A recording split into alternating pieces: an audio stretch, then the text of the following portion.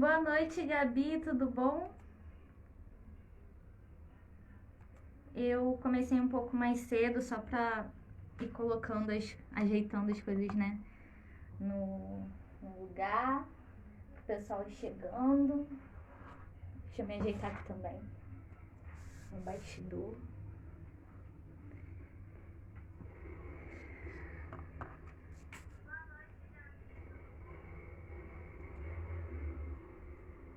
Deixa eu tirar o som daqui.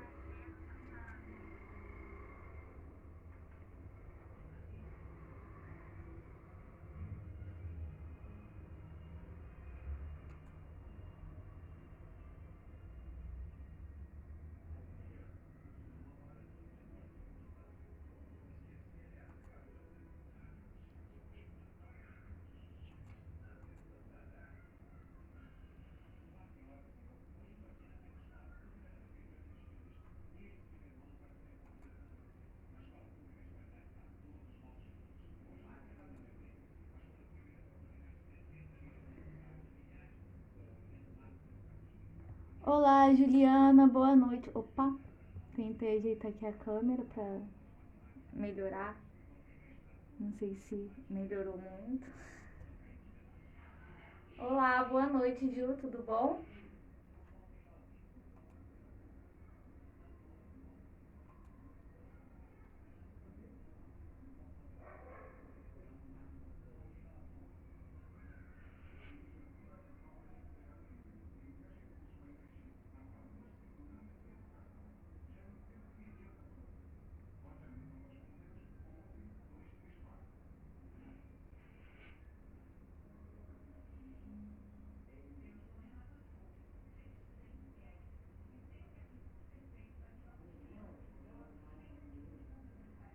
Pronto, para vocês darem uma olhada no cenário, porque não ficou, não deu pra ver direito o guarda-chuva de cabeça para baixo, né? Então eu abaixei um pouco a câmera para ver se dava pra vocês darem uma olhada direitinho. Olha, eu acho que deu.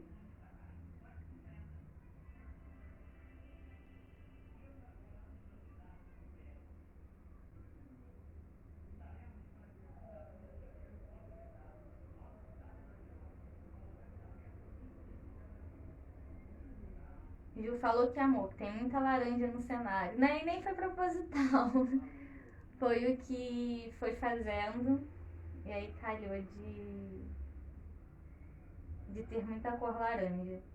Boa noite, Alice, tudo bom? Vou esperar mais um pouquinho pra gente iniciar.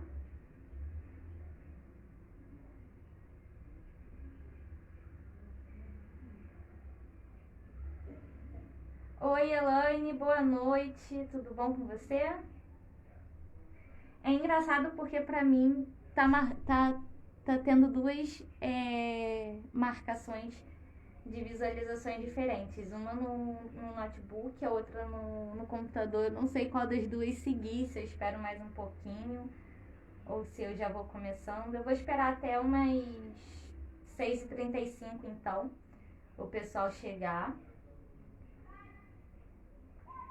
E aí a gente começa.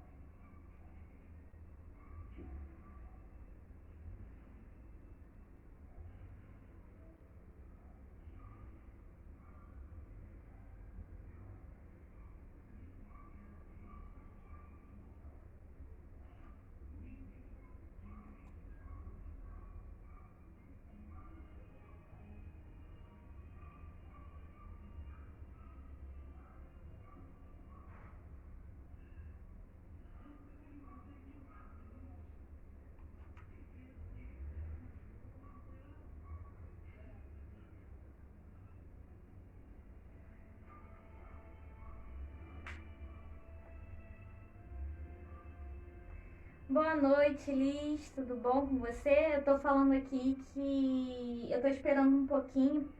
Mais um minutinho eu já começo. Eu comecei mais cedo pra ver se tava tudo certinho. Mais um pouquinho eu já começo.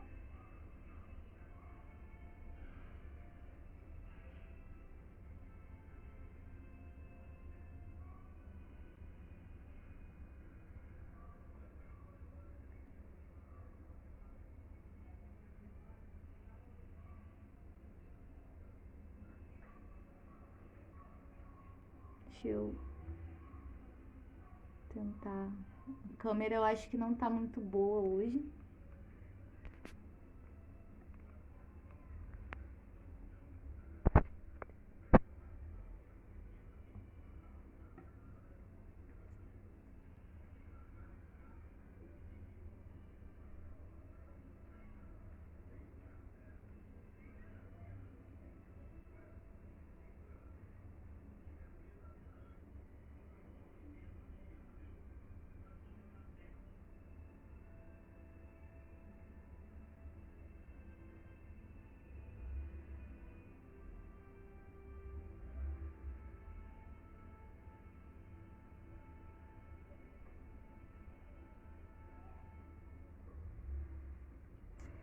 Bom, vou começar e aí as pessoas vão chegando. Para quem já tá aqui, boa noite. Vocês podem compartilhar a live, convidar todo mundo. Esse é um lugar aberto, quanto mais pessoas melhor, quanto mais laços melhor. Vamos começar então.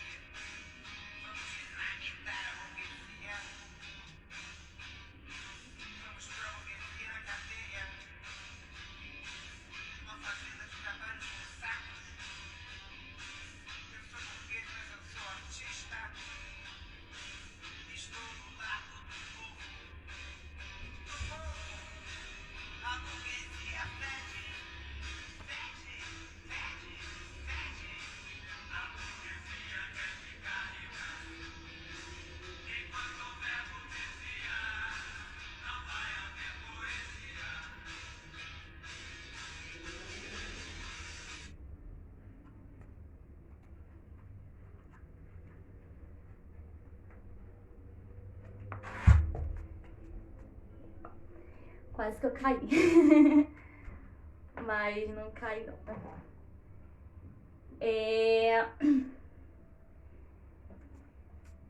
Deixa eu botar aqui direitinho.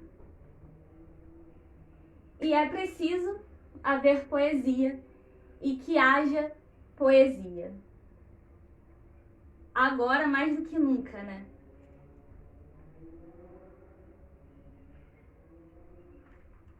Deixa eu ver o que vocês já colocaram aqui. Eu vi algumas pessoas comentando, mas não cheguei a ver os comentários. A Liz falou a cara do Cazuza, né, no caso. A Liz falou Cazuza atual, sim. A cara dele, esses bilhetinhos, Brenda. Estou arrepiada. A professora Fabrícia botou, que lindo. A Liz convidou, falou, né, vamos pra rua. Sim, hoje mais do que nunca, né. A Gabi botou, não vai haver poesia e nem saúde pública, pelo visto.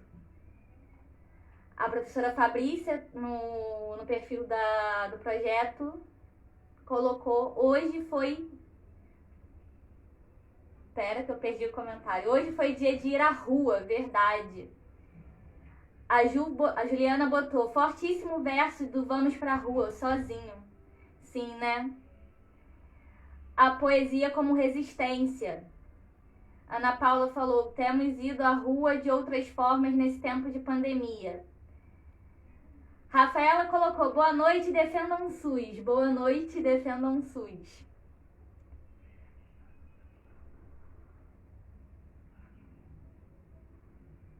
A Ana Paula botou que o decreto foi revogado pela mobilização do povo. Então, até eu começar a live, não tinha sido revogado alguns partidos. Na verdade, acho que, pelo que eu vi, foi só um partido, foi o PSOL. Ele entrou com o decreto para revogação, mas até eu começar a live ainda não tinha sido revogado. Mas a Ana Paula disse que foi. Eu vou fazer a audiodescrição e aí a gente começa. Nossa, ficou um pouco longe. Como é que tá o som pra vocês? Da minha voz? Já tá chegando bem aí? O som tá tranquilo? Porque ficou um pouco longe, porque eu tentei focar o máximo possível aqui no guarda-chuva para que ele aparecesse. E aí, como é pequenininho, mas o aparelho em si ficou longe. Aí não sei se o som da minha voz, a Liz falou que tá bom, então tá ok. Bom, na audiodescrição, atrás de mim, ao fundo do cenário, nós temos o banner do projeto. Ele é majoritariamente branco. Em rosa tá escrito o nome do projeto, de linhas, outras histórias, novas memórias. No centro dele tem o desenho de um balão da cor do céu à noite. Então é um azul escuro. Dentro desse balão temos 3 montanhas, um castelo, um dragão, um unicórnio cor-de-rosa, uma menina voando em um livro, um sol sorridente com algumas nuvens, uma estrela minguante com uma lua minguante com algumas estrelas, amarelo. À frente, na parte superior do cenário, temos o nosso varal. No varal temos os 2 desenhos das janelas de hoje. Temos uma tentativa de florzinha com 4 bolas. Uma bola branca, vermelha, laranja e azul. Ao centro dessas bolas temos um envelope laranja. Na parte inferior, à frente do banner branco, do fundo, temos o guarda-chuva de cabeça para baixo. Nele não tá dando pra ver direito, mas temos as histórias que nos acompanharam ao longo desse mês e os desenhos das janelas das pessoas estão nele. Aqui temos alguns. É que não vai dar pra levantar tudo também, mas aqui temos o encontro dos desenhos e das histórias que nos acompanharam esse mês. Temos o peixinho também da semana passada. Do meu lado direito, temos o nosso banner, que é uma lousa. Nele está escrito a data de hoje, dia 28 de outubro de 2020. Hoje me sinto, da Madalena Muniz, que é o dicionário de emoções que nos acompanhou ao longo desse mês. Com a Dorella Ruralinda, que é a prima do Hugo Ruralindo, que é o nosso monstrinho, e a Dorella, que é a nossa bonequinha. Tá escrito também Quartas em Linha e Nós, que é o título dos nossos encontros. As Histórias da Noite, Donane Titonho e Zélia. E o desenho de um guarda-chuva de cabeça para baixo, caindo algumas gotas de chuva. Ele está sendo levado pela água também, e tem uma florzinha nascendo dentro desse guarda-chuva. Do meu lado esquerdo, nós temos a nossa janela, que é de caixa de sapato amarela, com algumas fitas coloridas na janela. Temos o nosso catavento também. À frente dessa janela nós temos a nossa boneca, que é a Dorella Ruralinda. Ela é feita, a cabeça dela é feita de caixa de shampoo para se mover. Ela tem um cabelo com algumas fitinhas. Eu esqueci o nome disso aqui que tá fazendo o cabelo dela, mas é marrom, é uma fita marrom, uma lã, tipo uma lã marrom. Ela tem 2 olhinhos pretos.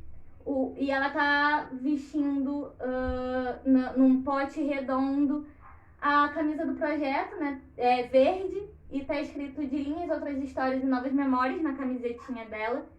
Ela é laranja, e no centro do cenário estou eu vestindo a blusa do projeto, que é majoritariamente branca, o desenho de um céu. 2 crianças estão voando em cima de um livro, cada uma, com alguns balões das cores vermelho, azul, verde e amarelo, o sol, algumas nuvens. Eu uso óculos, meu cabelo já tá grande, comecei ele fazendo a audiodescrição com ele acima do ombro, agora ele já tá um pouco abaixo do ombro, liso, preto, e eu já tô de óculos novamente. E aí é isso, a audiodescrição, deixa eu ver aqui. A Rafa falou, eu amo que cada vez mais a decoração fica mais incrível.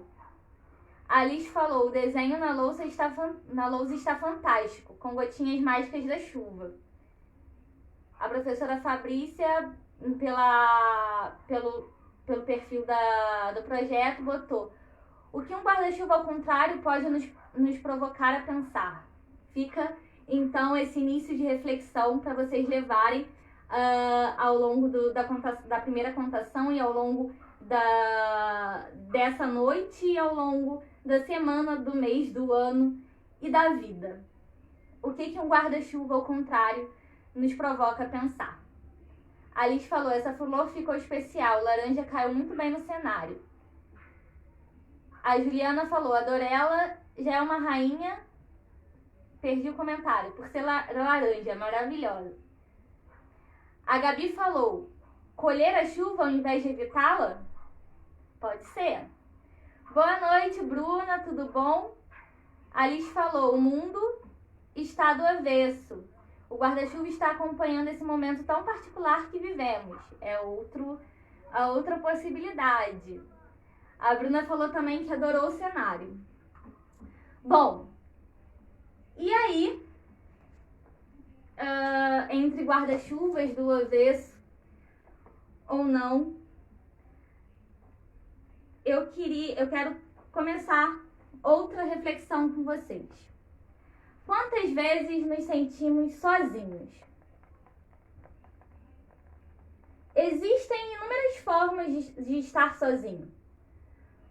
Muitos sentimentos podem aflorar quando estamos sozinhos e quando nos percebemos sós. Às vezes, estar sozinho nem sempre é estar só, solitário. Às vezes, estar sozinho pode nos trazer conforto, pode nos trazer reflexão, mas também pode significar, às vezes, que estamos em uma situação de vulnerabilidade. E para você, o que seria estar em uma situação de vulnerabilidade? Até que ponto estar em uma situação de vulnerabilidade não é também um projeto? Não é também uma condicionante de partes outras que a gente não pode controlar 100% ou que nos direcionam cegamente ou silenciosamente, sorrateiramente?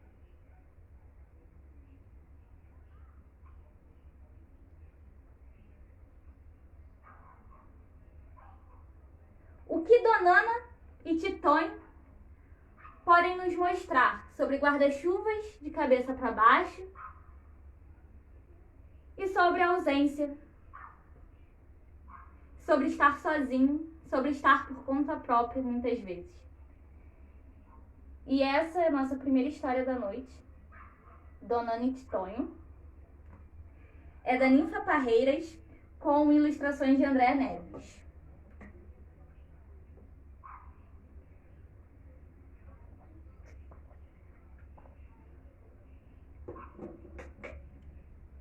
Está quente.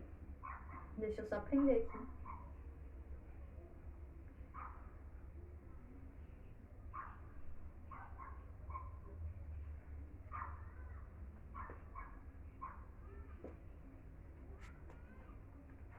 Ai.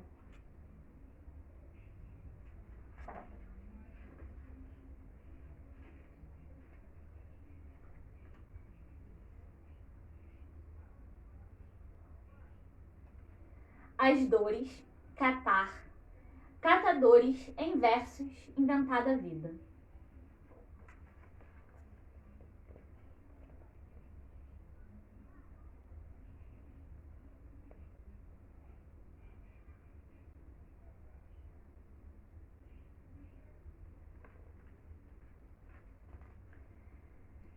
Naná, moça magrela, tagarela, de lote em lote, terreno em terreno, a colher. Um saco de quinquilharia, miudezas, proezas, muita prosa. E também poesia. Vem tudo arrastado, caatinga, farinha, poeira, amassado, rasgado tecido, caixote arrebentado, furos, presilhas, caroços, armadilhas, por cima dos ombros, debaixo do braço.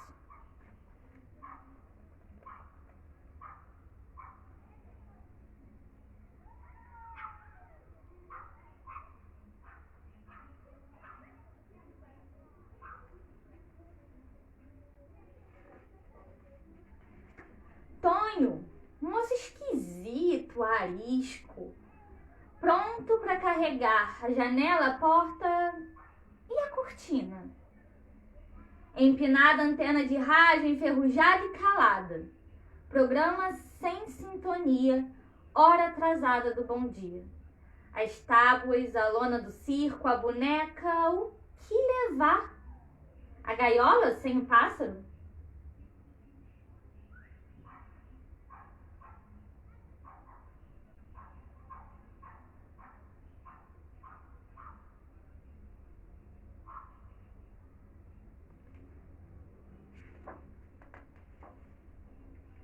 Naná reza e come.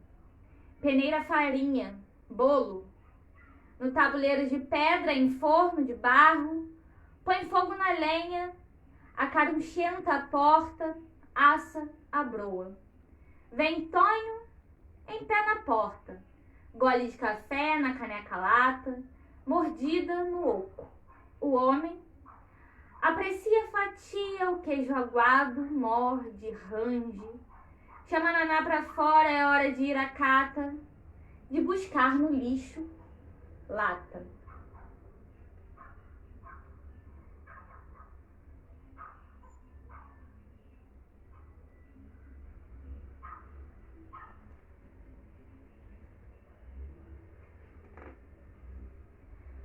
Tonho conheceu Naná entre escombros de uma casa caída. O moço cavava terra, a moça desenrolava fio, juntos montaram um canto com peça que descobriram. Casaram e se mudaram, cataram e juntaram os dias. Muitos filhos tiveram, bola de meia, terreiro, pipa, 3 cômodos tinha casa. Apertada, abafada, brinquedo não faltava.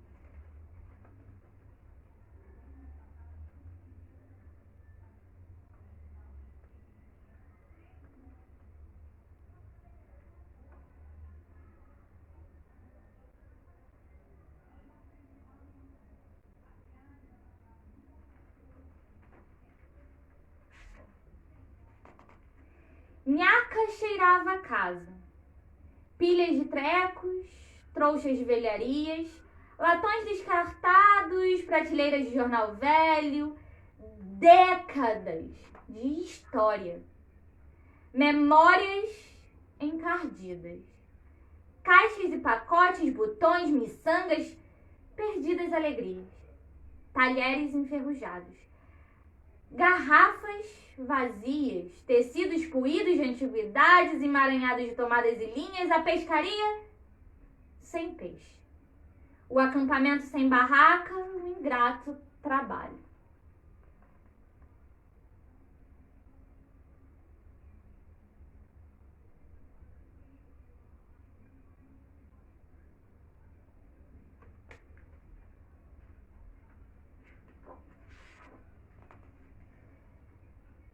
O que é a vida de Donana e Titonho?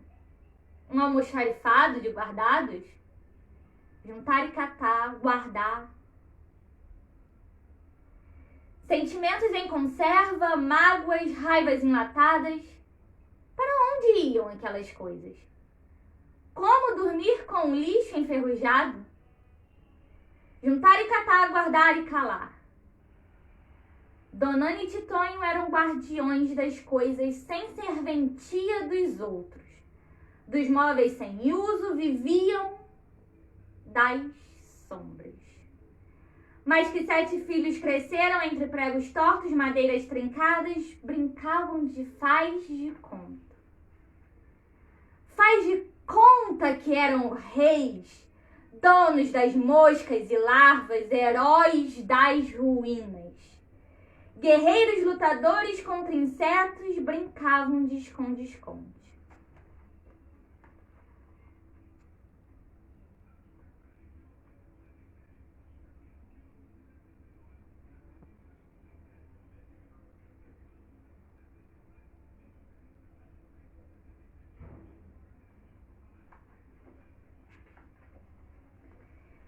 Pelas ruas da pacata vila perambulava Paulo, filho, mas moço.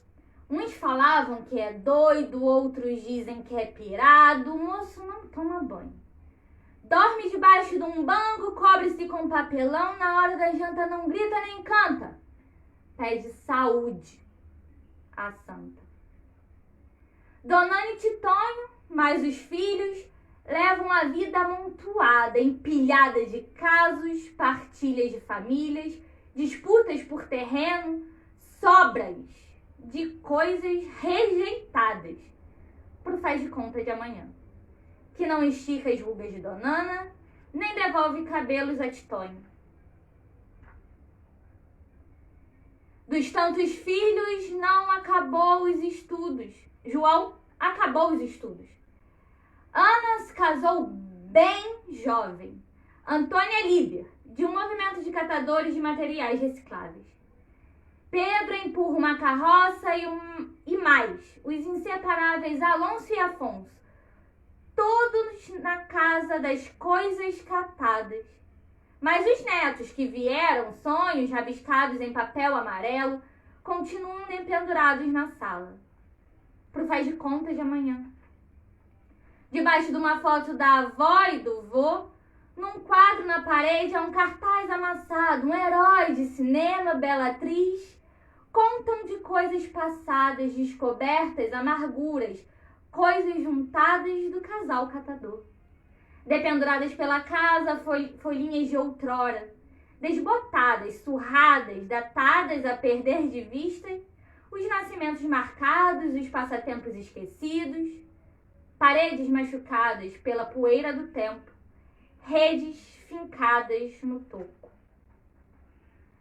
Donana, menina miúda, encurvada, torta, velha, Titonho, menino seco, capenga, enrugado, velho. Donana perdeu os dentes, Titonho perdeu o cabelo. Pentes pro nada? Escova pra falta? De semente de parente, Donana juntava trecos e troços. Titonho amontoava demolições e aparições, vasculhavam o que foi. Acabou. Não nasceu. O que não nasceu, não nasceu. O sonho que não veio, não veio. O tempo, findo, se foi.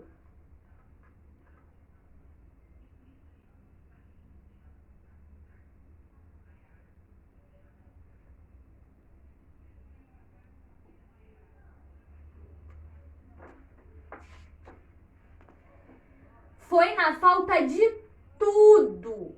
Arrumação, limpeza, comida, saúde. Partida no passo arrastado, que os cansados velhos rearrumaram a vida na prosa carcomida de outro dia. Com causos e casas nas costas, colheitas e risos. Do tempo que faz de conta, do escuro que protege a noite das horas lorotas, de achados guardados, os velhos se surpreenderam debaixo de uma tempestade. Paredes, telhas, colunas, a vida não podia ser guardada, nem amontoada em mais uns dias. Donana e Titonho partiram.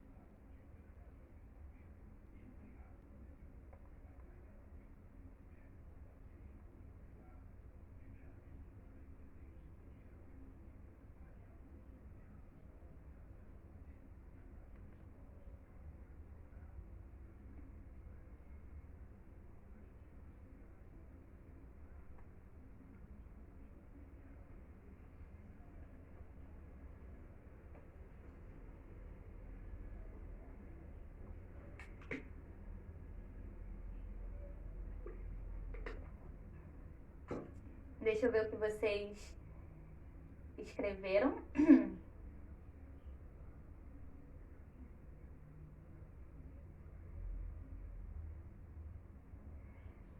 A professora Fabrícia botou: esse cachorro traz uma das representações dessa família. O que se quis mostrar? A Liz botou: nhaca. A Gabi falou: o cachorro lembra baleia. A professora Fabrícia destacou que nhaca como possível cheiro daquele monte de coisas juntas.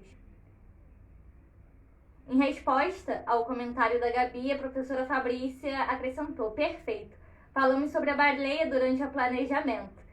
A cachorra do Vidas Secas, de Graciliano Ramos. Aqui, no entanto, o nhaca não é o que se gostaria de ter, ser, estar, mas a representação mesmo de um universo. A Liz botou: a festividade circulando no ambiente, mesmo em meio à precariedade e precarização social.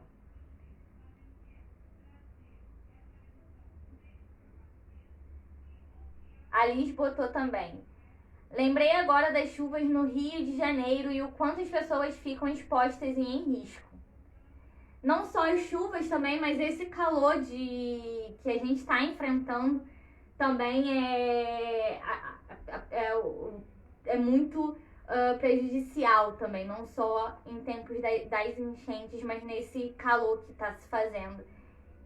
A Rafa botou: a forma com que você fechou o livro também. Também o quê? Eu me perdi. É que ela botou em cima: imagem bem impactante. A Gabi falou: nos faz pensar nas pessoas em situação de vulnerabilidade social nesta pandemia, largadas pelo poder público ainda mais ao extremo. Verdade, Gabi. E é na falta de tudo que muitos vão rearrumando, rearranjando as suas vidas, assim como Donani e Tonho, que na falta de tudo tiveram que rearrumar a sua vida. Mas isso, né, bem, como foi levantado nos comentários, se dá pela ausência do Estado, né, por essa falta proposital, e não é por acaso, não é caso isolado, não é sem querer, é algo muito bem pensado, muito bem estruturado, muito bem executado e facilitado pelos contextos de pandemia, de sindemia que a gente está vivendo, sindemia, né, que a gente está vivendo. E aí, com essa ausência, na falta de tudo, Donani e Tonho se vendo nessa necessidade de rearrumação da vida por conta própria, há muito também de se passar a responsabilidade, de se passar também a culpa por não conseguir pro indivíduo. E aí vamos esbarrar, né, naquilo que a gente já falou aqui várias vezes, dessa individualização exacerbada também, né? E aí nessa culpabilização se tira o Estado e se coloca na responsabilidade do indivíduo de conseguir as coisas e na base de um discurso onde a igualdade, né, de um discurso de uma falsa igualdade.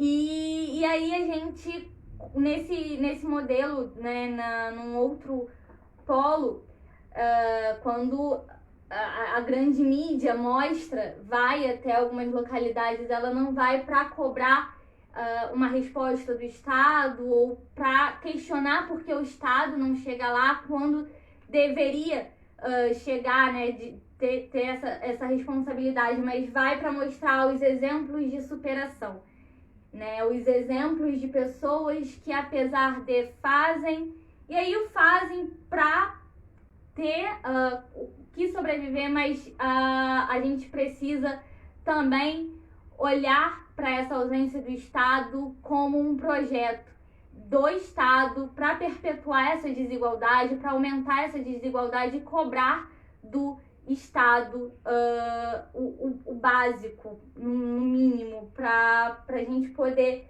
lutar e garantir a moradia, né, os direitos mais básicos, moradia, saúde, o acesso à água também, dentre outros, né, mas aí eu vou destacar esses três hoje: a moradia, a saúde e a água, né, e não tem que ser a responsabilidade do indivíduo de criar, né, o que o Estado não dá. A gente tem que arrumar meios, principalmente nesse cenário de pandemia, de defender o SUS, de cobrar do Estado essa presença e não nessa ausência, né? Porque quando se coloca essa responsabilidade para as pessoas, e aí a Gabriela, como bem colocou aqui, a questão da meritocracia, ela vai ganhando um terreno muito fértil e muito perigoso também. Então, a gente tem que ter esse cuidado também de achar meios, mas de cobrar essa responsabilidade do Estado, de ir à rua e de lutar pela garantia e pela não tomada dos nossos direitos. O direito, ele não é dado, ele é conquistado, e por ser conquistado, ele tem que ser constantemente conquistado. Então a gente, agora mais do que nunca, a gente vê, né, que a gente precisa achar maneiras de levantar nossa voz e cobrar, né, e defender aqueles direitos que foram tão penosamente na rua conquistados, reivindicados, e que agora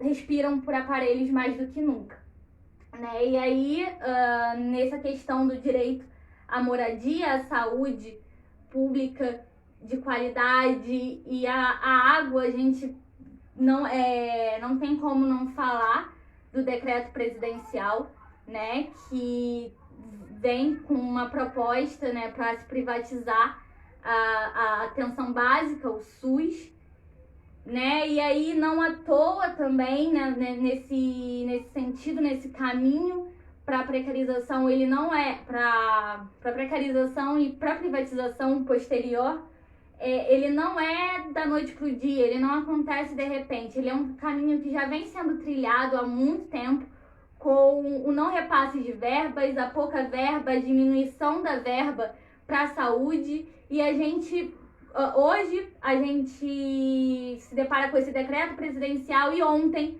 nós tivemos um incêndio que não foi sem querer, não foi por acaso, não foi do nada, um incêndio, segundo até mesmo uma das médicas, uma das funcionárias do hospital falou que era um incêndio premeditado, um incêndio no Hospital de Bom Sucesso. Ele só vem reforçando essa precarização da saúde pública, o sucateamento da saúde pública e a vontade de se privatizar a saúde pública, de tornar a saúde mercadoria. E enquanto a saúde for tratada como mercadoria, a saúde das pessoas for tratada como mercadoria, tanto mais precarização, tantos mais mortes a gente vai ter, né? E aí tem várias séries que retratam esse sucateamento, que retratam na maneira de... retratam na arte das telas, na arte da encenação, no faz de conta da atuação, a realidade crua e a dura realidade da saúde pública. E aí tem várias séries nacionais e internacional. Tem uma que fala da saúde pública que não existe, mas que tem um hospital que vai falar lá nos Estados Unidos, New Amsterdã. E temos a série nacional também, que vai falar sobre a saúde pública como um mercado lucrativo e farmacêutico.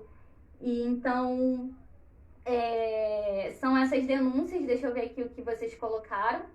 A Liz botou, sim, no Rio, infelizmente, temos implantado nas escolas da GID, Gestão Integrada da Escola Pública, com muita meritocracia e incentivos à concorrência entre os pares.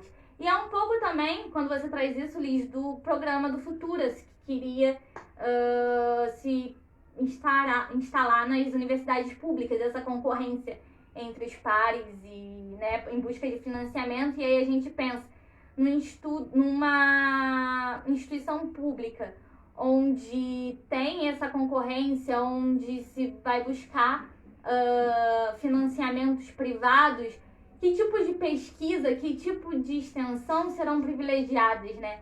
Essa mercadoria, essa lógica mercadológica nas instituições também.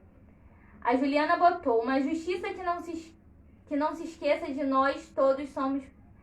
Uma justiça que não se esqueça de que nós todos que somos perigosos. Frase de Clarice Lispector. Somos perigosos quando permitimos que essa sociedade de igual permaneça. Somos perigosos quando nos mantemos com esse estado de indiferença em relação ao próximo, sem usarmos a nossa voz, nossa cobrança. Perfeito, Ju. A Liz falou, as ordens de serviços, OS, que foram tão defendidas como a salvação. Engano e ruptura ainda maior com os deveres do Estado. E aí, né, também na questão da moradia, nós vemos o difícil acesso à moradia, e aí crescem as construções em terrenos irregulares, e aí soma a falta de saneamento, as enchentes, e aí pela água se vai à casa de Dona Ana e Titonho, a casa por eles construída a dura pena, e é essa água que leva, né? Essa água que tira onde tudo e carrega aquele todo pouco. E a falta de água também, né? Essa vontade de se privatizar a SEDAI, de se privatizar a água, que é a fonte essencial de vida, uma das fontes essenciais de vida, né? E aí você vê a falta de água que foi gritante em várias favelas do Rio, né? No início da pandemia, em um momento onde se precisava lavar as mãos constantemente, ter uma rotina de higiene muito grande. E aí como é que o faz com falta d'água? Como é que o faz com a água não chegando, né? E aí você acentua e você vê a burguesia, o capitalista vê na pandemia uma forma de colocar de uma forma mais escancarada, de uma forma mais brutal, de uma forma mais sanguinária, de uma forma mais desonesta, um projeto societário desumano, um projeto societário genocida. E aí vamos acentuando essa desigualdade social, essa exclusão social, e que nessa pandemia se mostra ainda mais dura, ainda mais eficaz num projeto de sociedade que visa o extermínio de uma determinada população, de uma determinada parcela da população. E aí a gente vê essa exclusão e essa desigualdade social tomando forma, tomando um corpo ainda mais robusto no auxílio emergencial, que de emergencial não teve nada, que não chegou a tantos, no aumento dos preços de alimento, onde o presidente manda trocar o arroz e feijão, que não tá nem aí, por uma outra coisa. Então, assim, a cesta básica que falta ainda mais, em ainda mais casas, e que sempre faltou, ora mais de uma forma mais aguda, como a gente vivencia agora, ora de uma forma mais atenuada, mas a gente sempre tem que se colocar e cobrar e enxergar o que aparentemente está invisível.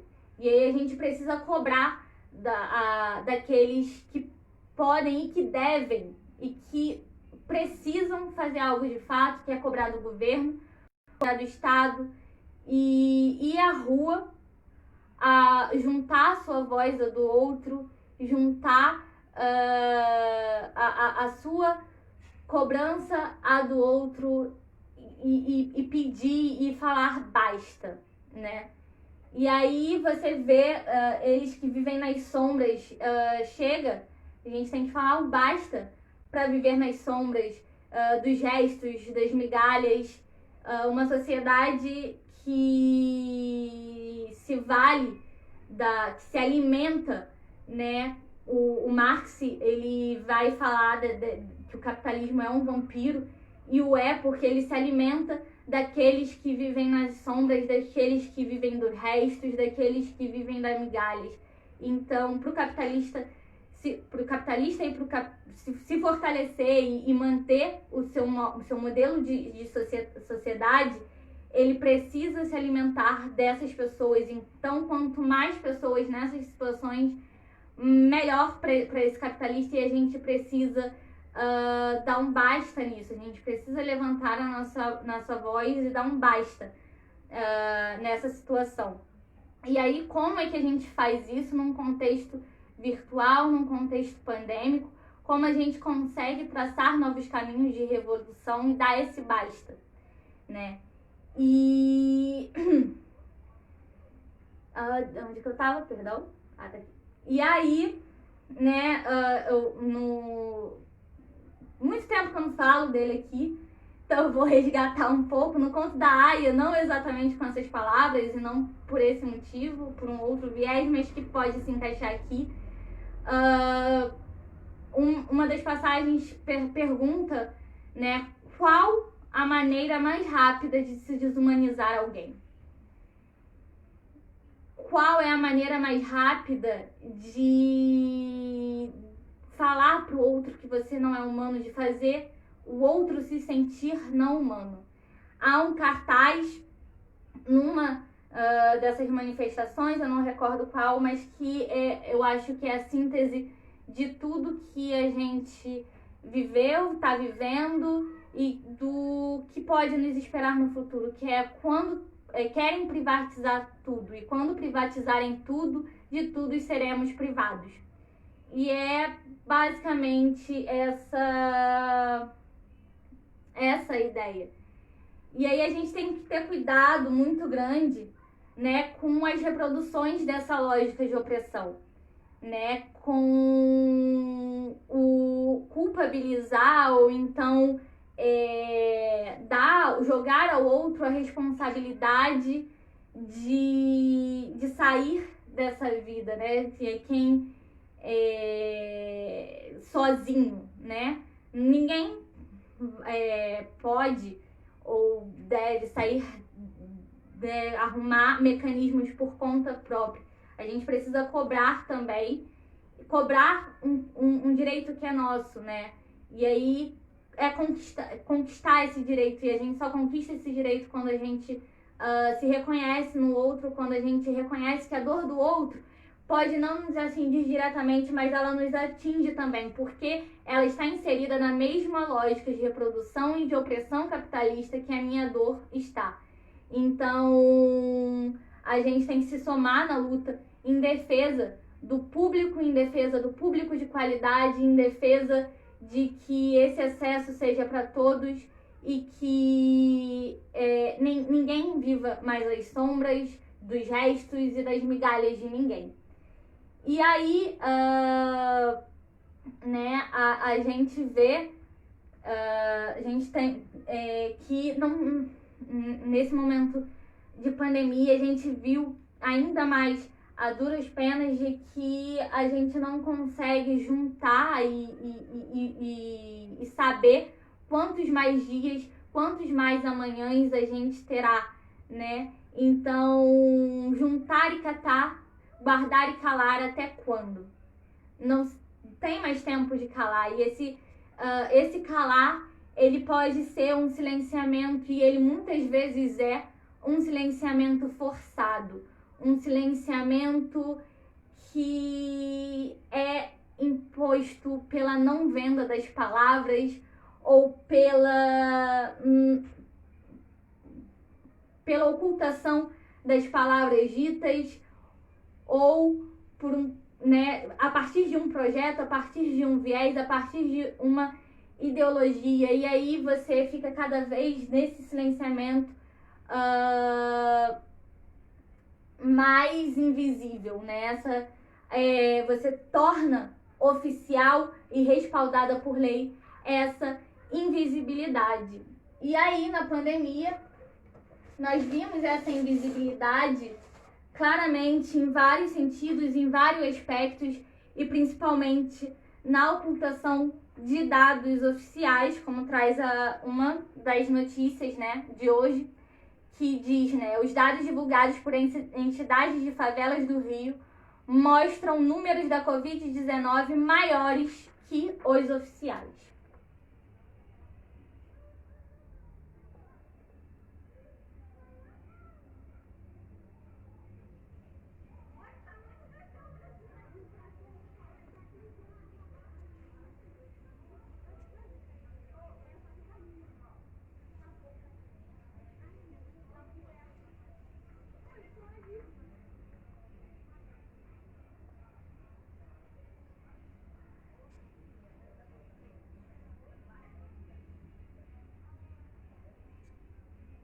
A Liz botou: infelizmente temos um pacote muito bem engendrado para garantir o lucro do privado. Verdade, Liz. Ana Paula falou: o pior é que com essas organizações sociais o dinheiro público é investido no privado e os serviços oferecidos à população são muito precários. Sim, porque visa sempre o lucro, né, Ana Paula? E aí a gente tem o fetichismo da mercadoria que entra em todos esses aspectos da vida. a Liz falou que a burguesia conhaca que fede seja rechaçada pela democracia.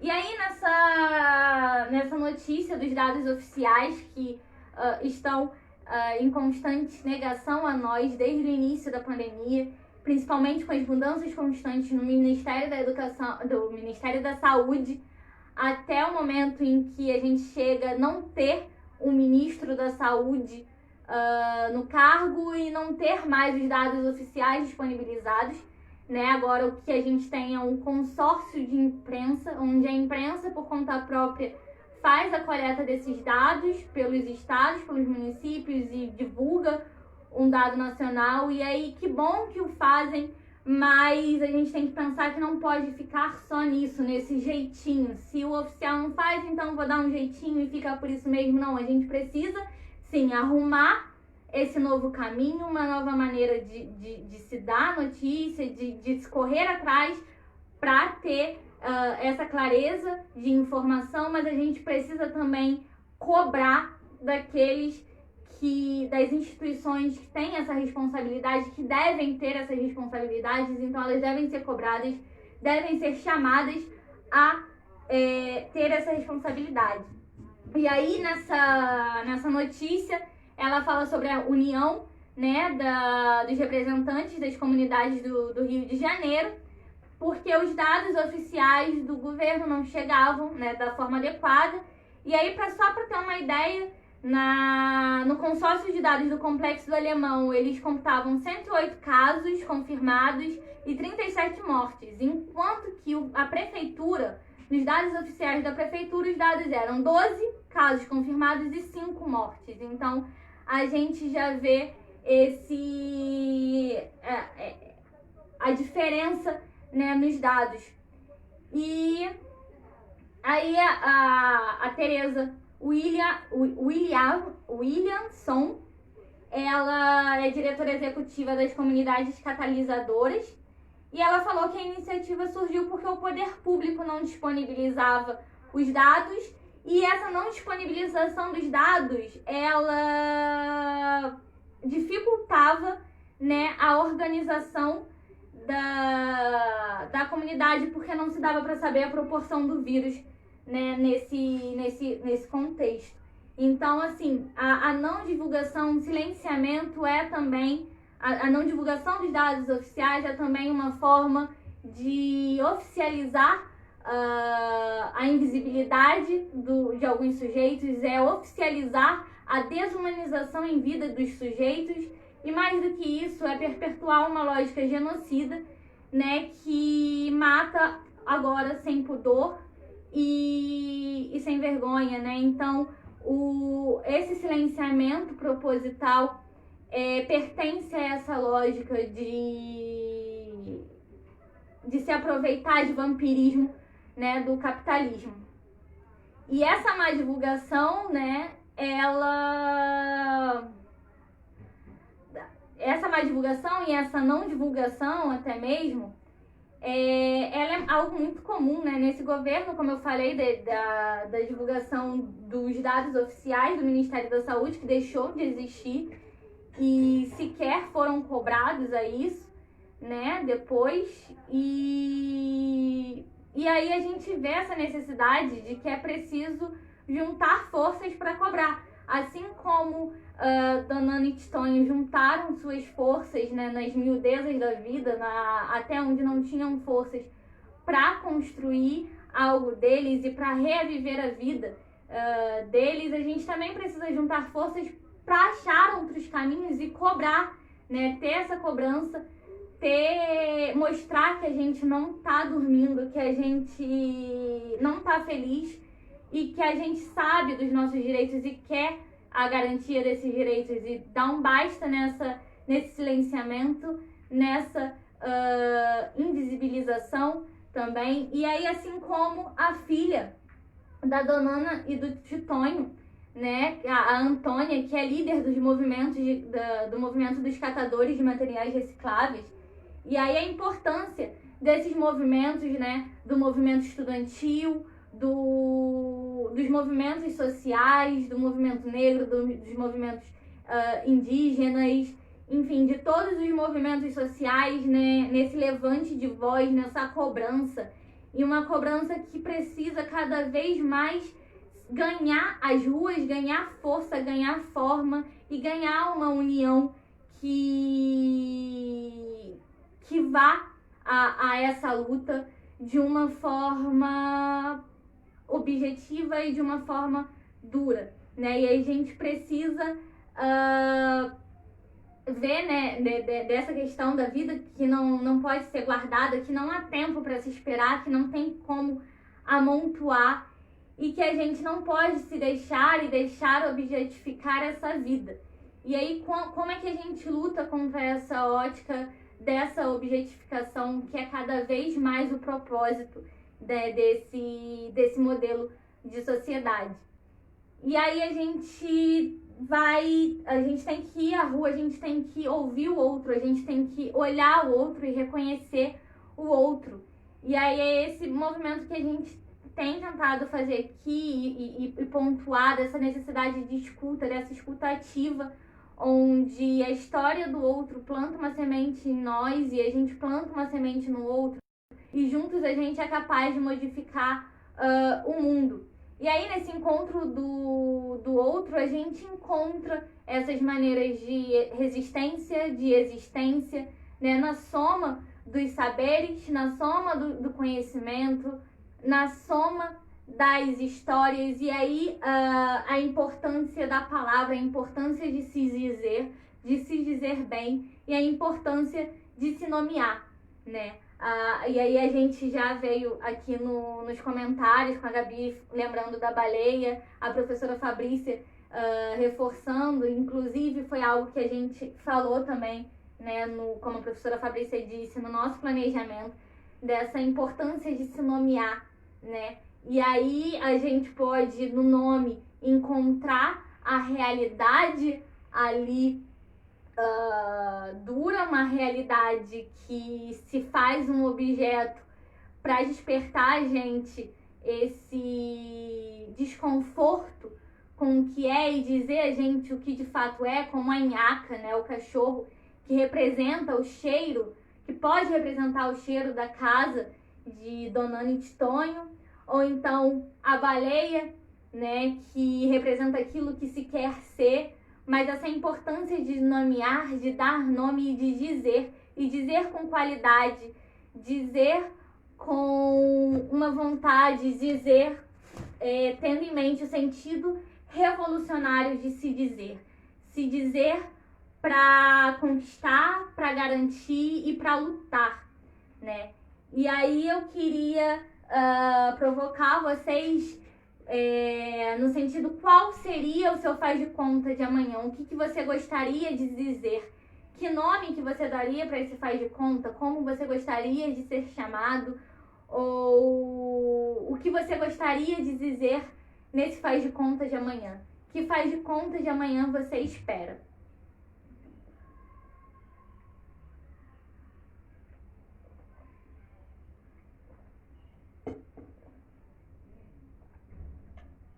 Deixa eu ver aqui o que vocês falaram no privado. A Liz botou: sim, Ana. Infelizmente, essa realidade já faz parte da gestão pública. É o público no privado. O dinheiro público servindo aos interesses privados. Estamos constatando isso principalmente com a pandemia. Que a burguesia a Liz botou também, que a burguesia cunhaca que fede seja rechaçada pela democracia.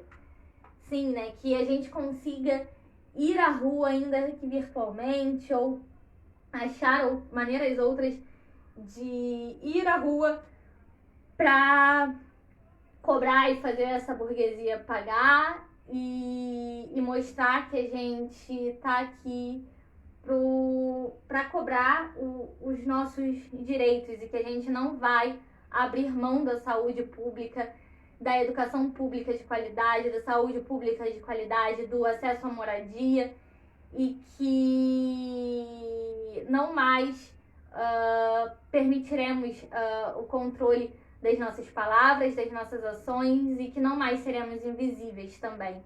E que não mais deixaremos de olhar para o nosso lado e notar as coisas e nos importar e cobrar e reivindicar que essas coisas mudem, né? Que esse projeto mude.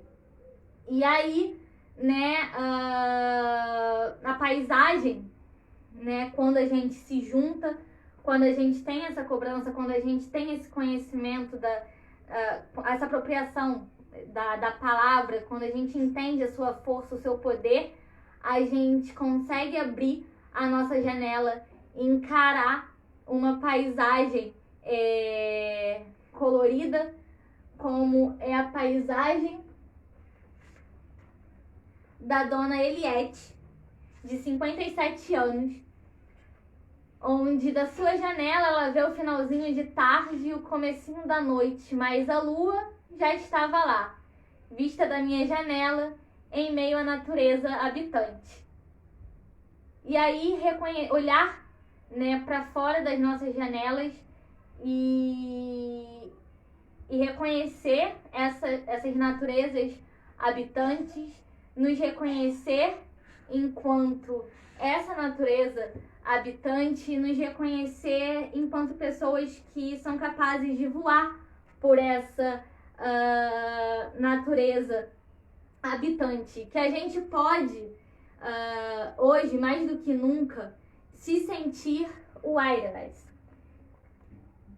e ganhar o mundo nesse voo, em voos cada vez mais altos, né, nos encontrando aos poucos, né, pacientemente, nessa rede de tecnologia que a gente tem vivido, que tece uma rede nossa de apoio,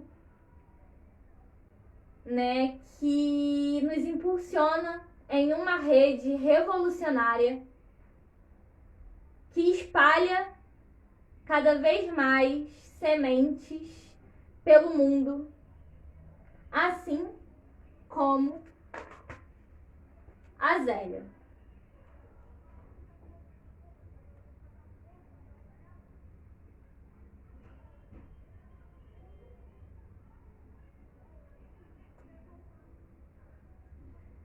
A Zélia é a nossa segunda história da noite. Deixa eu beber água.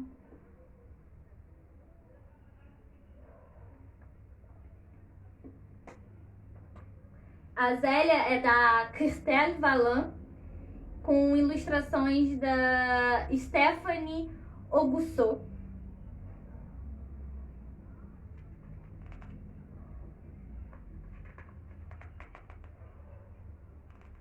Como todos os domingos, Zélia se prepara. Ela espia pela janela. Lá já são numerosos. Em fila indiana, cada um espera a sua vez. Zélia se instala sobre um tamborete. Ela está pronta. O primeiro pode se apresentar. Ele se inclina, sussurra no seu ouvido.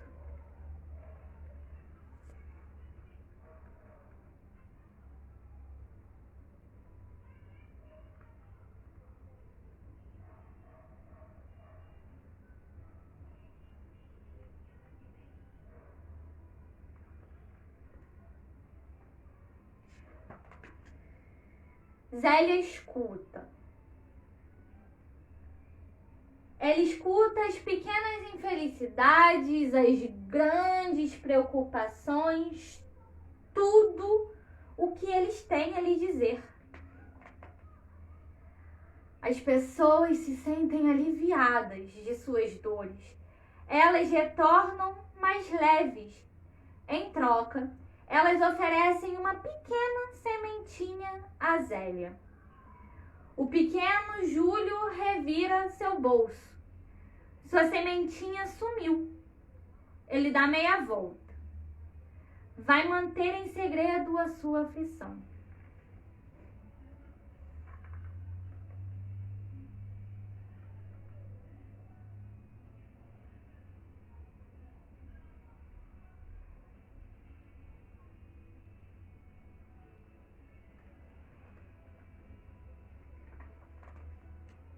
No fim do dia, Zélia põe todas as sementinhas que recebeu dentro do carrinho de mão. Amanhã ela começará a sua viagem de sempre.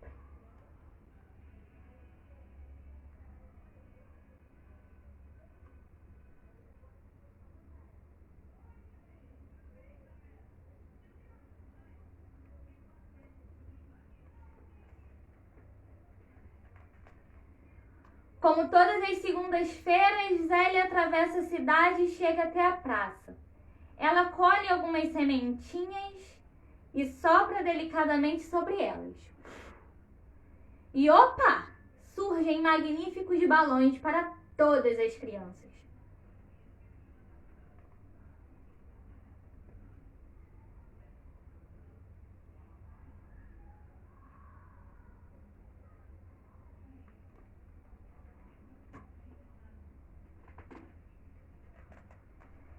Zélia segue seu caminho. O padeiro está desapontado. Sua fornada de biscoitos está toda chamuscada. Tudo bem, sem problemas. E opa, uma dúzia de bolinhos de chocolate? Avante, Zélia! É preciso chegar lá.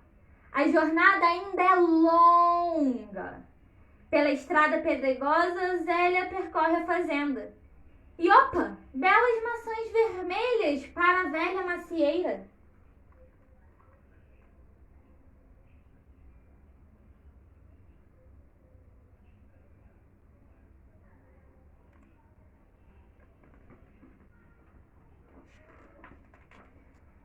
Zélia continua andando, agora subindo uma colina. Ela fica atenta onde pisar porque a estrada está muito ruim. O que é isso? Se pergunta Zélia. Ela se aproxima. Oh, uma pequena semente. Zélia examina bem de perto. É a aflição de uma criança. Eu reconheceria entre 1000. Zélia guarda dentro do seu bolso. No alto da colina, o jardineiro a espera. Bom dia, Zélia. Então, hoje tulipas, pensamentos ou petúnias? Em resposta, Zélia pega um punhado de sementes e as espalha aos 4 ventos. E opa, magníficas folhas brotam no jardim.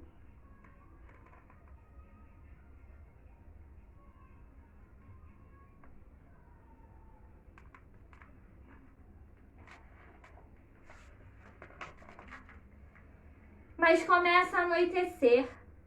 O céu já está todo negro. Zélia sobe até o alto de uma enorme escada e dependura as luzes uma por uma. Assim está melhor, declara Zélia, fazendo uma reverência à Dona Lua. Zélia está cansada. No caminho de volta, ela sente a pequena semente quietinha no fundo do bolso.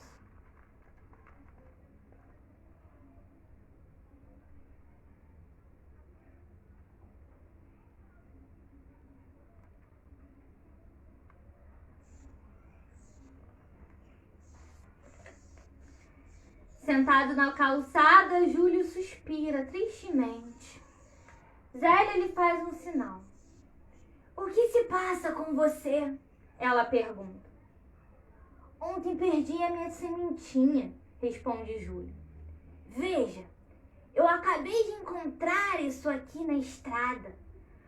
Os olhinhos de Júlio se iluminam, é justamente a sua pequena semente.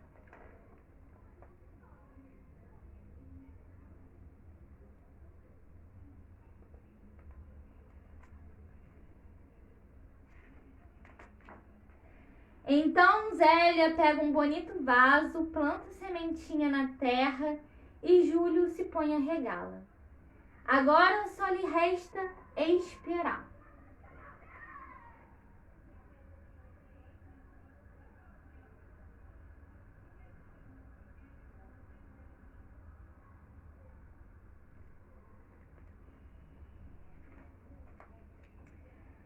Júlio vem todos os dias. Ele queria tanto ver sua sementinha germinar.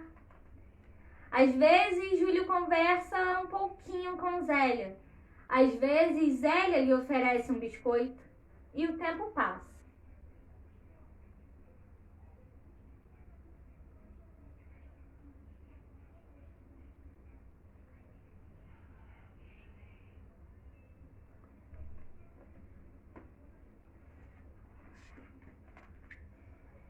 Assim, um dia, um minúsculo caule brota bem diante do nariz de Zélia.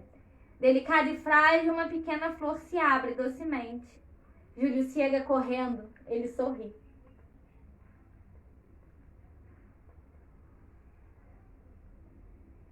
E sabe que valeu a pena a paciência da espera pelo tempo da sementinha germinar. Mas ele sabe também, e ele aprendeu com a Zélia, que essa espera não deve ser uma espera passiva, pelo contrário, é preciso alimentar essa sementinha, é preciso regar essa sementinha.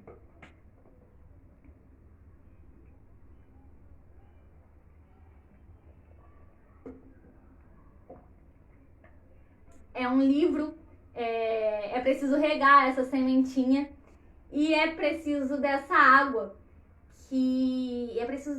né? Dessa água que possibilita a vida, principalmente num tempo de pandemia que a gente está vivendo. A água também possibilita a saúde, e uma saúde de melhor qualidade, de uma saúde que mais do que nunca se faz urgente, se faz necessária, né?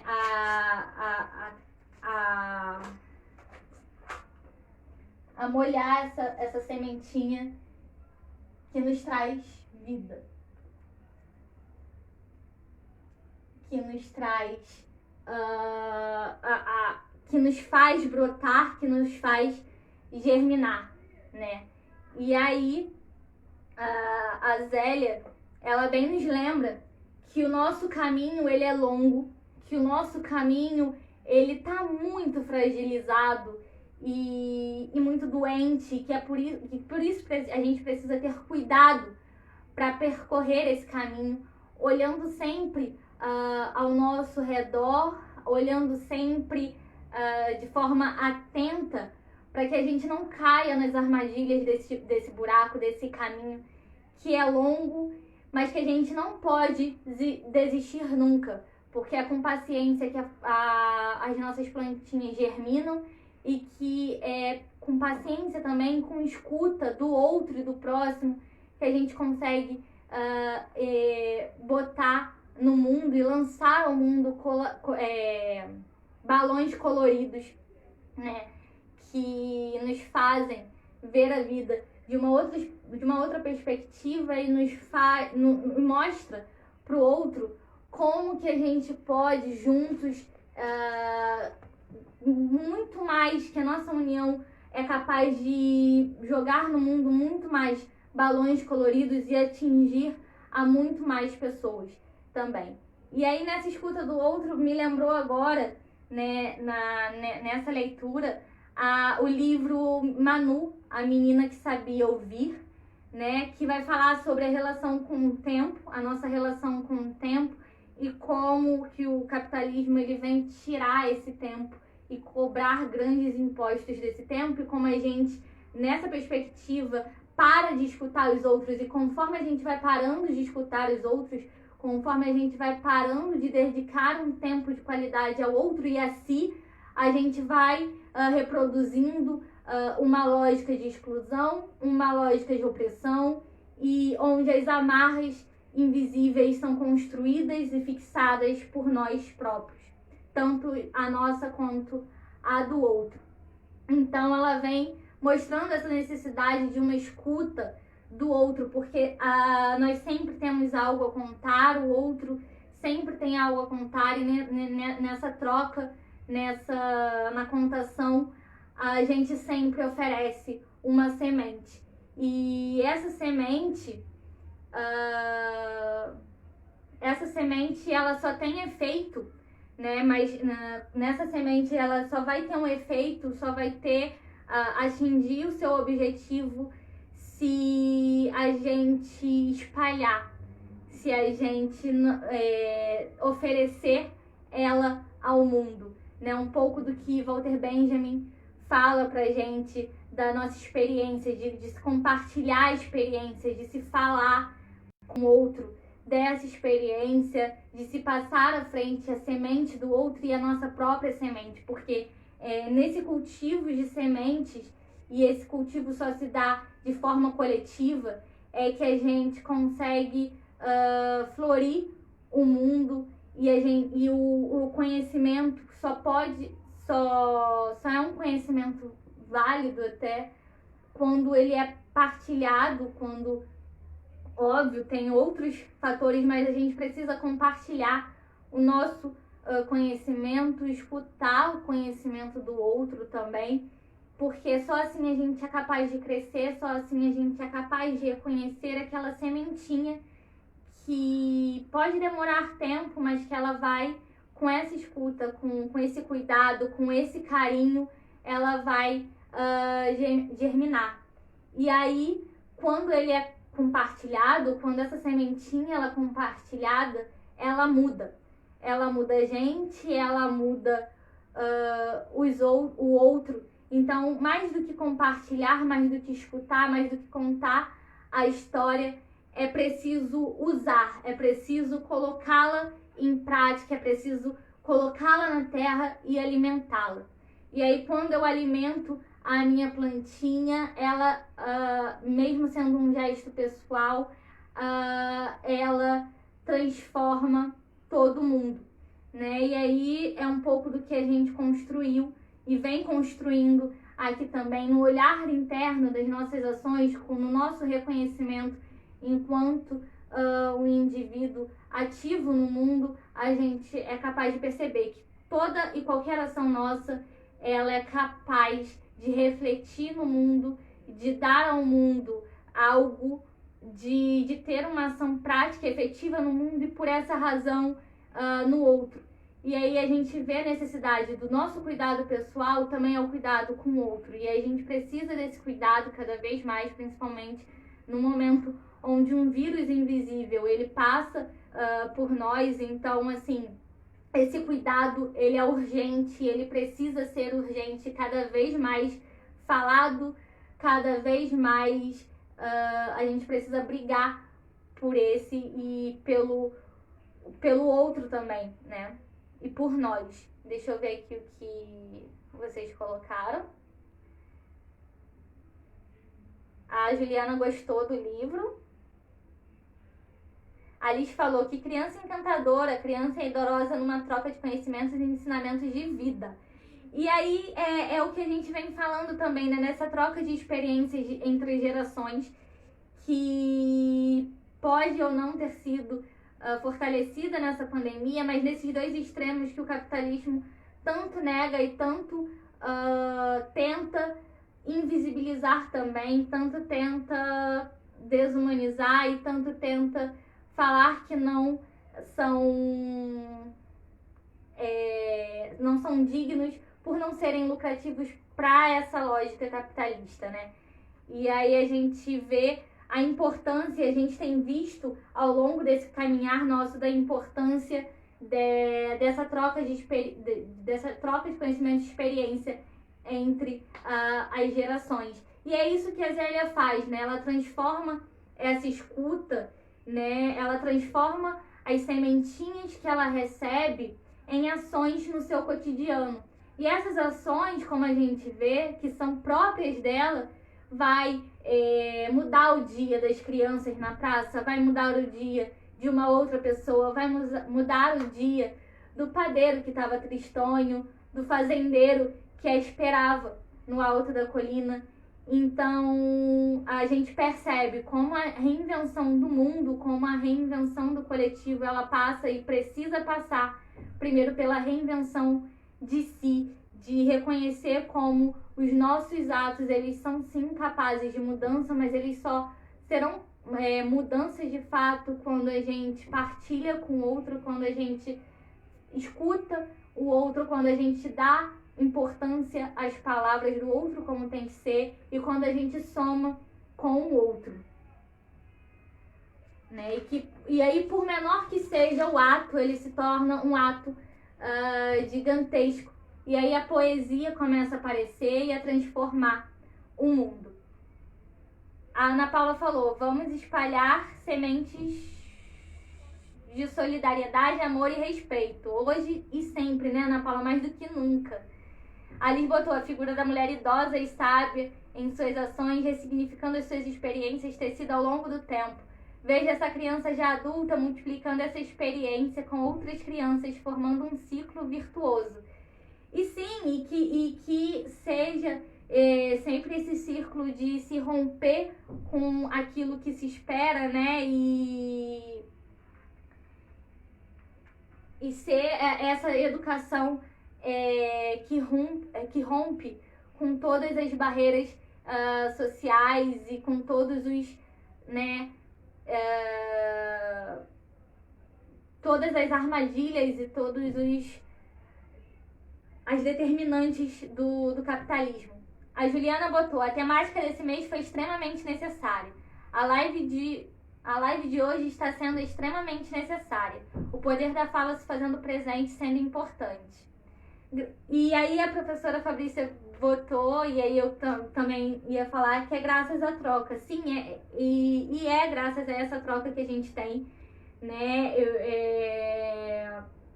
Até chegar aqui, esse momento, tiveram várias outras falas, várias outras trocas, e esse momento só é possível porque sementinhas foram plantadas antes desse momento acontecer, e sementinhas são plantadas sempre, constantemente, até todos esses momentos acontecerem. Sementinhas de toda a equipe, sementinhas minhas, sementinhas de quem assiste as lives, de quem troca com a gente, de quem compartilha com a gente e de quem vê ou pode só receber, mas que muda no seu cotidiano, que passa a refletir sobre si, sobre o mundo, e que tenta nessa lógica social, por meio das suas ações, fazer um pouco da diferença, porque um pouquinho da diferença em cada lugar a gente consegue essa união de transformar o mundo e expulsar desencantados. E aí, como a Liz botou, né, a figura da Zélia como essa mulher anciã, né, essa mulher que faz a escuta, essa mulher sábia, né, a gente vê, a gente pode encontrar na Zélia, né, que é procurada para o povo para aliviar as suas dores, essa figura até mesmo religiosa, né, das chefes de tribos, das chefes de terrenos, até mesmo do Papa, né, quando ele agora sai falando dos direitos humanos, a figura do Papa Francisco, né, falando do direito ao casamento homossexual, homoafetivo, e dessa procura, dessa escuta, dessa figura, né, de importância, que espalha a sua sementinha e que, ao espalhar essa sementinha, faz com que o outro se sinta acolhido dentro do seu espaço e que muitas vezes faz com que o outro sinta esse abraço, ainda que de longe, né, se sinta pertencente a um espaço que, para ele, e em discursos vários e de anos, sempre lhe foi negado. Então, essa importância de se espalhar, de se falar, né, e de se ouvir, né, e que nessa escuta ativa, nessa escuta preocupada, nessa escuta acolhedora, a gente consegue agregar cada vez mais força, agregar cada vez mais voz e montar uma floresta de sementes que falam, que berram, que gritam, que lutam e que resistem a todo um contexto de desmonte. E aí a gente tem um alerta também, a gente pode ver um alerta para a saúde mental também, da importância de se escutar. E aí voltamos à defesa do SUS, que pelo CAPES-C, ainda que de forma precarizada, os profissionais, as pessoas que têm essa necessidade de recorrer a eles têm um atendimento, têm alguns remédios, né, à disposição gratuitamente nas farmácias populares, enfim. E nessa escuta também que a gente precisa buscar uma escuta profissional também. Então a gente precisa valorizar esses profissionais da saúde mental. E aí a gente também, né, nessa história, como a Liz falou, da questão dos extremos, né, da senhora idosa e da criança, e aí a gente volta para um ciclo que ele não, né, por ser um ciclo, ele não se finda, mas ele se reapresenta de outra forma. E aí não à toa a gente começou o mês, né, com a representação da criança mais velha do mundo, onde a gente se choca com a nossa diferença interna, e agora a gente vê essa diferença interna do início se materializando nessa diferença externa das duas pessoas, dos dois choques, das duas gerações se chocando frente a frente e aprendendo uma com a outra. Então, o que começou interno na gente, vendo a nossa criança interna, ou então um caminho contrário, né, na criança mais velha do mundo, olhando a idosa, se olhando no espelho, enxergando a sua criança interna. Hoje ela ganha o mundo, ganha forma, né, nesse aprendizado onde a Zélia se vê e ensina, passa seu conhecimento pela criança e vê a sementinha da criança brotando debaixo do seu nariz, e a criança, ela vê os seus sentimentos nascendo a partir da escuta e do aprendizado que ela teve daquela senhora e do cuidado que ela teve com os seus sentimentos. E aí a gente vê, né, que a gente precisa pensar nessa crença que a gente tem, que a sociedade tenta perpetuar, de que a criança não tem sentimento bem construído e que por isso os adultos passam a ditar o que a criança sente, como a criança está se sentindo, e aí se presume como ela está se sentindo. Sempre colocam na boca da criança a fala e não escutam de fato o que aquela criança tem a falar. E aí a gente vê essa negligência de sentimentos desde a infância, negligência ou então os sentimentos minimizados desde a infância. E aí a gente passa desde a infância a não saber como lidar, a não saber como descrever, a não saber como escrever os nossos sentimentos. E aí a gente perde essa escrita da gente, e a gente perde o nosso olhar sobre a gente, e aí a gente começa a deixar que os outros falem por nós, como a bonequinha deixou eu falar por ela em algum momento, e a gente tem que dar um basta nisso. E também, né, a saúde mental das crianças, de que muitos da saúde mental, elas começam na infância e elas passam despercebidos, porque pode ser considerado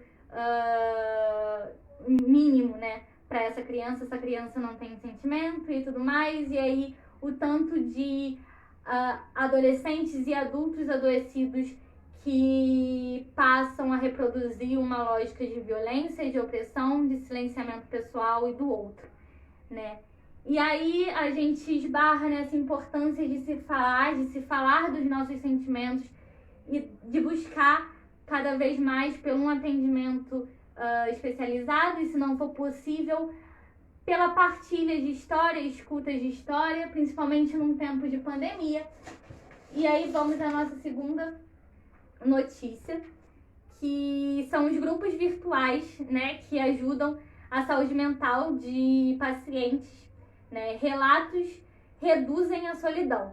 A notícia ela foi escrita pela Rosiane Santos, com colaboração para Viva Bem, que é da UOL. A notícia é do dia 24/10 desse ano.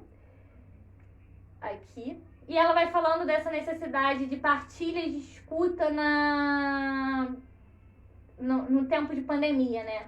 Que a gente muitas vezes se pega sozinho. E aí o resumo da notícia: pessoas com doenças físicas ou psicológicas, né, que criam esses grupos virtuais para botar o seu relato para fora, para dar a sua sementinha pro próximo, para falar como é que tá sendo enfrentar esse grupo, enfrentar esse contexto de pandemia e de isolamento, tendo alguma doença física ou psicológica.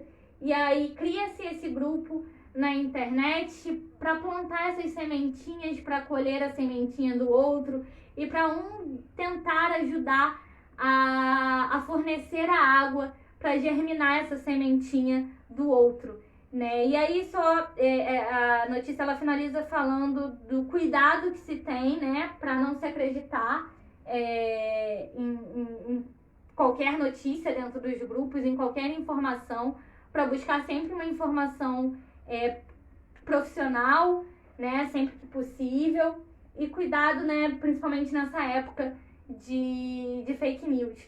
E aí a gente reforça a necessidade de se procurar um diagnóstico especializado e não um diagnóstico pela internet, né? Porque o diagnóstico pela internet, ele muitas vezes ele não vai ser acertado, porque a internet, você, por mais que você escreva no Google, ela não vai te escutar. E aí, para um diagnóstico acertado, especializado, é necessário uma escuta ativa, uma escuta especializada que vem por meio desses profissionais da saúde mental, né, também especialmente. E aí a saúde mental, que já é tão negligenciada, mas que a gente precisa defender e reconhecer a importância dela, né, para o desenvolvimento também social e para a mudança no mundo. E por isso a gente precisa defender, volto a reforçar, e eu acho que não podia não ser a máxima de hoje na live, a luta pelo SUS, pela defesa do SUS, né, pela uma saúde pública universal, de qualidade, com acesso garantido a todos. E também na saúde mental, né, porque se faz ainda mais necessário. E aí, mas antes, né, desse contato, né, com outro, a gente reforça, a gente precisou olhar pra gente, para buscar forças em nós, para buscar forças no nosso vazio, para buscar no nosso vazio a nossa voz, pra gente poder falar e assim oferecer e ofertar a nossa sementinha, para que a gente pudesse, para que a gente possa cuidar dessa sementinha e oferecer ela ao próximo. Então é necessário olhar para o eu de dentro, para o eu no vazio de dentro, para reconhecer o nosso reflexo na janela do mundo. A gente precisa olhar para dentro para ver nosso reflexo na janela. E aí temos a janela do Vitor Lohan, de 10 anos, que na janela dele, ele botou: na minha janela eu vejo o meu reflexo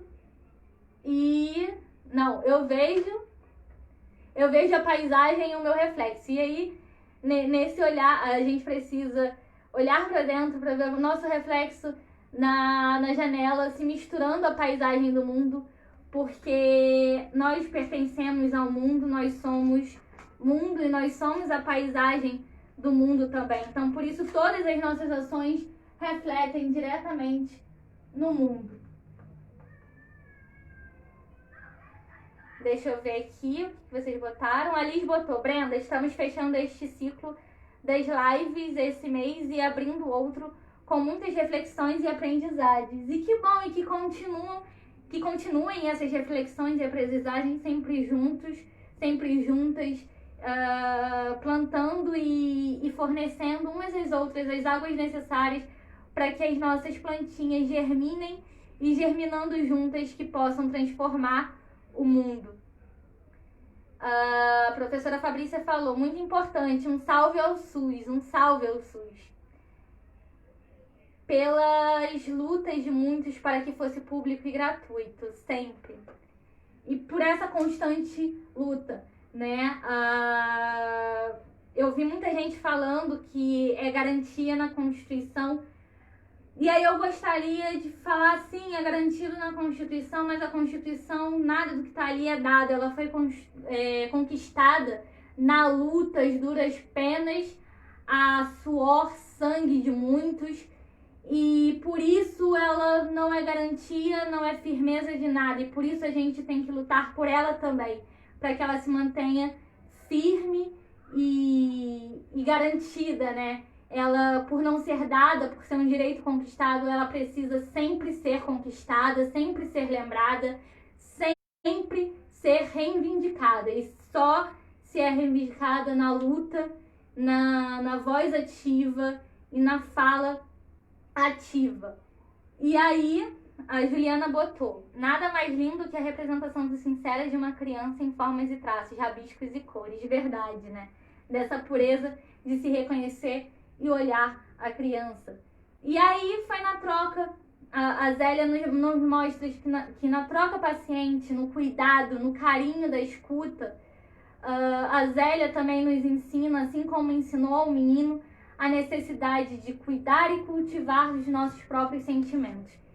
E aí, esse cuidado como algo ensinado, e se ele é ensinado, ele precisa ser para todos e de todos, né? E aí a gente vê a importância da educação humana, de uma educação que nos permita pensar e refletir sobre a vida para poder mudá-la, e não uma educação para o mercado única e exclusivamente.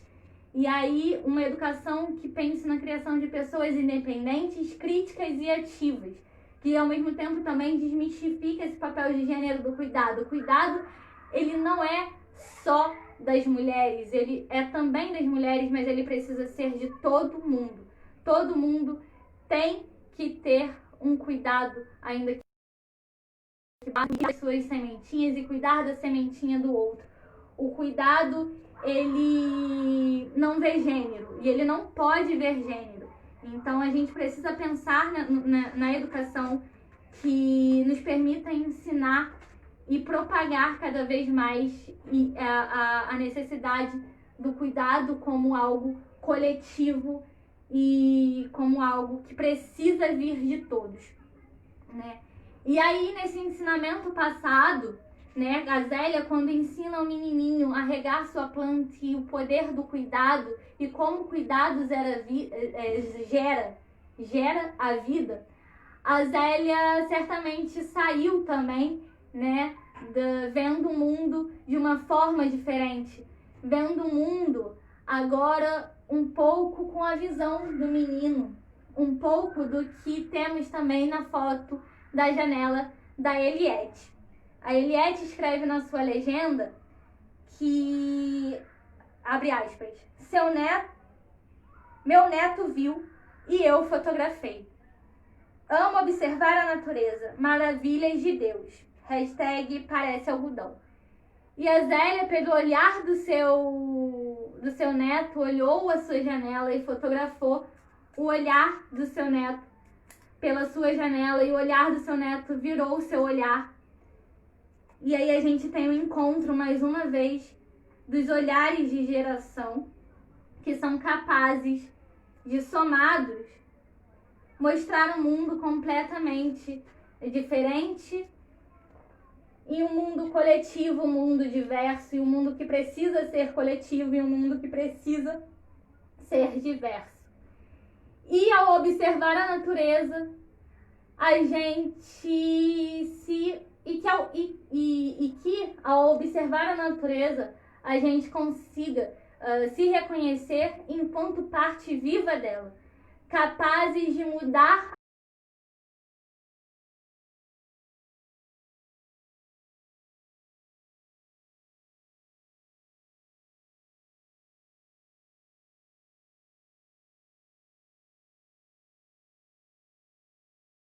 desses meses, principalmente ao longo desse mês,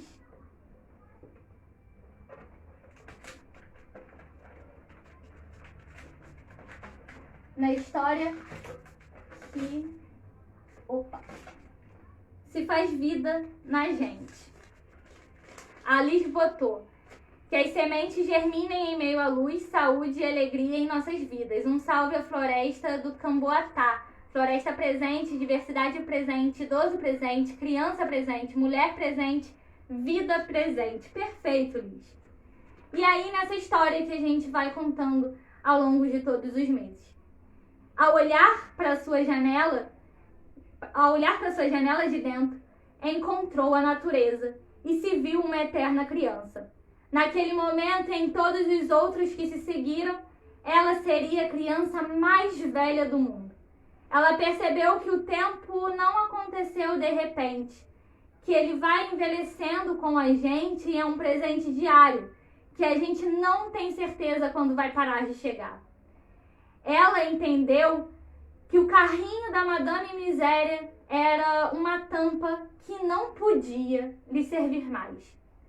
Estava na hora de mudar o seu nome, ou melhor, estava na hora de dizer o seu nome. Basta! A grande fábrica de palavras não mais controlaria o que ela poderia ou não dizer. Com sua voz redescoberta, ganhou o mundo, coloriu horizontes, voou, chorou, sorriu, mudou, mas todas as noites ainda se perguntava: o lobo não vai aparecer? E dormia, sem saber quem era esse lobo ou a razão de procurá-lo. Mas que essa razão estava lá, esse sentimento estava lá. Silêncio. A noite, o sono, o silêncio, o dia. Mais uma caminhada à espera e busca do tal lobo, o vazio crescente. Foi quando o trovão da tempestade anunciou: o lobo já está aí. Então ela o encontrou em seu vazio. Ao lembrar-se que um dia um rio viveu dentro dela, cheio de vida, renovação e possibilidades.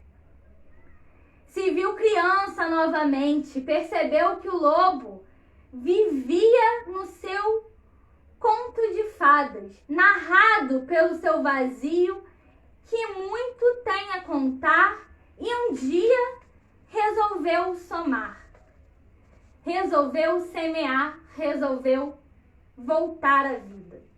Empurrando o seu carrinho, decidiu compartilhar o que tinha de mais precioso, suas palavras, e foi semeando pelo mundo as suas palavras que ela conheceu Donana e Titonho. Acumularam saberes, dividiram abrigo.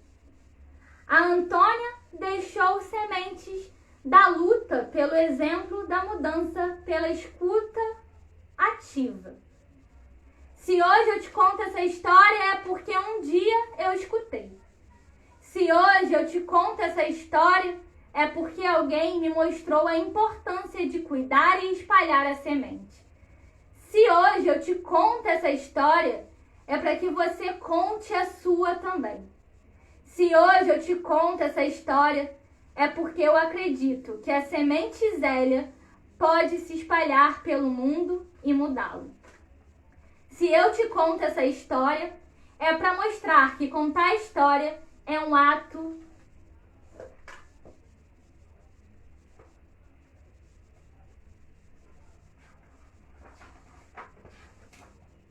heróico. Que todos os dias somos heróis de nosso presente. E que todos os dias sejamos heróis do nosso presente. Que de nosso conto, da nossa narrativa, da nossa história. Que nosso conto, quando contado, compartilhado, semeado, é capaz de revoluções. Ora, e não é isso que fazemos sempre aqui? E não sempre heróis? Não compartilhamos, semeamos e germinamos uns com os outros? Então, vamos escrever e contar as nossas histórias para fazer florir um mundo novo. Para que a gente possa jogar ao vento a semente e que elas possam sempre, no encontro das nossas histórias, das nossas janelas, que vem no guarda-chuva abrigo ou no guarda-chuva corrente, encontrar um catavento que impulsione nossas histórias, nossas palavras sempre à frente.